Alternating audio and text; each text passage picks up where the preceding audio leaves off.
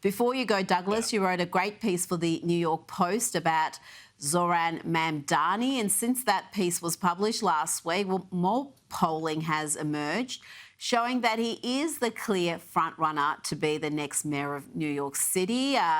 In this poll, you can see he's leading on 41%, ahead of Cuomo on 26% and Eric Adams on 16%. You lived in New York for several years. Are New Yorkers really this suicidally stupid? It's really worrying because you can see, as polls like that show, how Mamdani could easily sneak through and win. You know, about a fifth of New Yorkers actually engage in mayoral race voting. So there are millions of people that simply have been checked out. And if they remain checked out, then it's very likely that Mamdani would be able to win. As I said in the piece, there's all sorts of reasons to not look forward to that, not least the fact that he can't do basic math or accounting and can't read a budget sheet. And that just got exposed the other day as well, because, of course, he's promising tens of millions of dollars to things that turn out not to actually be in the gift of the city to give. But there's a lot of reasons. He is he's just one of those politicians who'd come from absolutely nowhere. He tried to make it as a rapper for a bit, and then that didn't work out. So he became a political activist, which we all know is very important when you're running America's biggest city.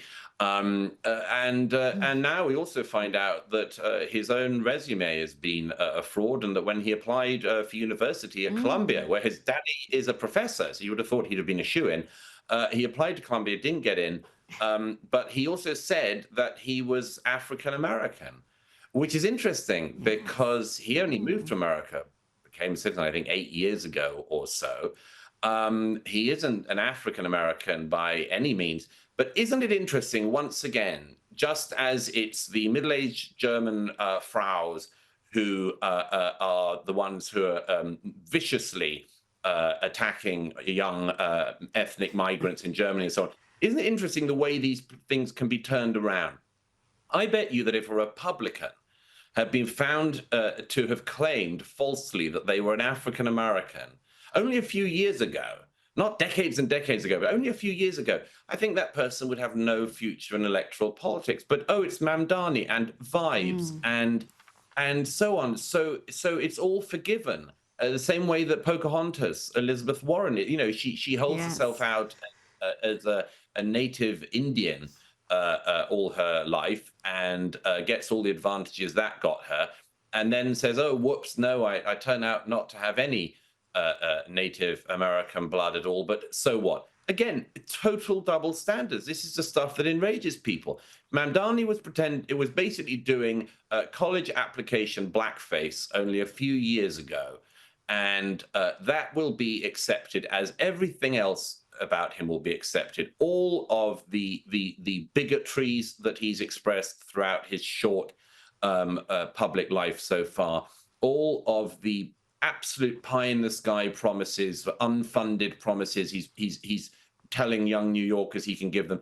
All of this will be forgiven because he's running as a Democrat, progressive, of course, and of course actually a socialist Democrat, a democratic socialist. And you know, it's so pathetic that people would fall for this.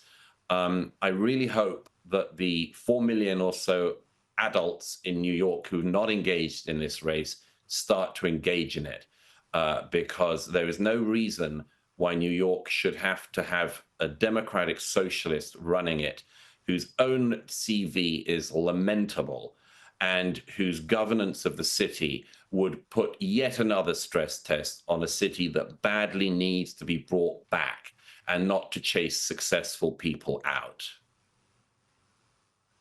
Well, if he does win, it's going to be a godsend for real estate agents in Florida and Texas and Tennessee, because the New Yorkers would be fleeing to those red states.